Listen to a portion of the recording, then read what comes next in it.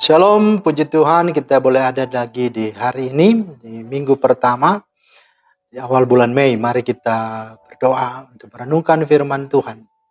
Bapa di sorga, terima kasih atas kesempatan yang sungguh istimewa dan berharga. Kembali kami ada karena anugerah-Mu. Kami mau melandasi dengan firman-Mu. Berkatilah ya Tuhan, dalam nama Tuhan Yesus. Amin. Bapak Ibu, firman Tuhan kita terambil di dalam Amsal 10 ayat 22.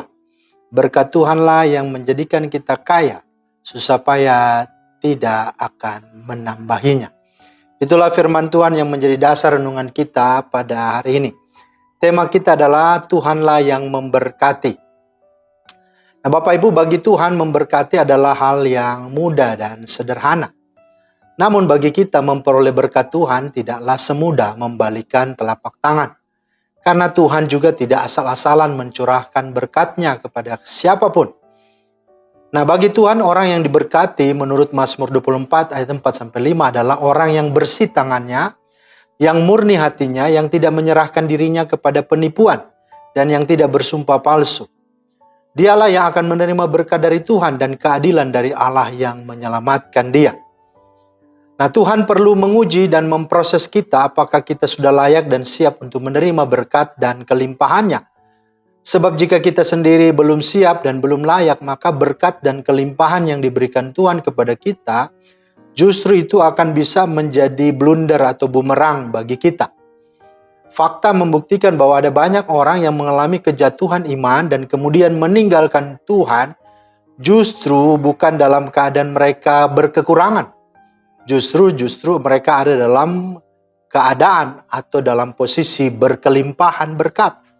Mereka menjadi sombong, mengandalkan kekuatan sendiri dan menyalahgunakan berkat yang diterimanya itu untuk memuaskan keinginan dagingnya. Mendewakannya sampai-sampai mereka lupa tentang Tuhan dan pada akhirnya mereka semakin jauh meninggalkan Tuhan. Nah saudara, ada beberapa contoh dalam Alkitab sebagaimana Abraham. Abraham disebut bapa segala bangsa orang beriman dan diberkati. Nah sebelum mengalami penggenapan janji Tuhan tersebut, Abraham harus mengalami proses pembentukan Tuhan, di mana dia harus keluar dari negeri nenek moyangnya, harus bersabar menantikan janji Tuhan selama 25 tahun. Lalu kemudian diuji lagi ketika diperintahkan Tuhan untuk mempersembahkan Ishak, anak satu-satunya. Lalu kemudian Abraham diberkati. Nah begitu juga dengan Yusuf. Yusuf harus melewati masa-masa sulit dalam hidupnya selama 13 tahun. Dia dimasukkan sumur, dijual sebagai budak di Mesir, dipenjara karena fitnah dari istri Potifar. Dan Mazmur 105, 19-21 mencatat dikatakan, sampai saat firman-Nya digenapi dan janji Tuhan membenarkannya, raja menyuruh melepaskannya, penguasa bangsa-bangsa membebaskannya, dijadikannya Yusuf atau dia tuan atas istananya dan kuasa atas segala harta kepunyaannya. Nah, itulah contoh yang kedua. Yang ketiga contohnya adalah Daud. Daud sebelum definitif sebagai Raja Israel Raya, dia harus melewati terpaan masalah dan diancam maut yang datang silih berganti dari orang-orang terdekatnya. Dan dikatakan Daud dapat menerima semua itu dan tidak membalasnya. Dan yang membuat Daud menang dan akhirnya definitif menjadi Raja Israel Raya, itulah sesungguhnya yang membuat dia bisa sungguh diberkati oleh Tuhan. Nah Bapak Ibu Saudara yang dikasihi Tuhan Yesus Kristus, bahwa sesungguhnya Tuhan punya waktu, Tuhan punya cara dan maksud untuk memberkati setiap kita. Ada proses yang harus kita hadapi dan lewati sebelum janji berkat-Nya dinyatakan. Proses itu bisa saja singkat, tapi bisa saja juga memerlukan waktu yang cukup lama dan panjang. Yang jelas bukan soal cepatnya atau lamanya dan panjangnya, melainkan apakah kita memiliki kerelaan untuk siap masuk dalam proses dan pembentukan Tuhan itu. Karena di balik itu pasti ada rencananya yang indah.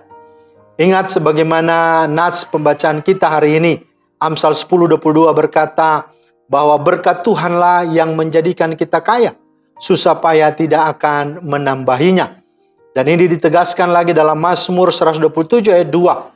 Dikatakan, sia-sialah kamu bangun pagi-pagi dan duduk sampai jauh malam, dan makan dengan roti yang diperoleh dengan susah payah. Sebab Ia, Tuhan, memberikannya kepada yang dicintainya pada waktu tidur. Jadi jelas dan ingat bahwa Tuhanlah sumber berkat itu dan Tuhanlah yang memberkati kita. Amin. Terima kasih Tuhan atas firman-Mu. Berkatilah ya Tuhan, sehingga kami sungguh boleh hidupi kehidupan yang ada ini dengan benar, dengan hidup mengandalkan Tuhan, dekat dengan Tuhan. Maka apa yang kami kerjakan, tidak hanya buat kami berhasil, tetapi dengannya kami dapat memuliakan nama-Mu. Dalam nama Tuhan Yesus kami berdoa. Amin. Demikianlah firman Tuhan hari ini, kiranya menjadi berkat. Selamat beraktivitas, Tuhan Yesus memberkati. Shalom.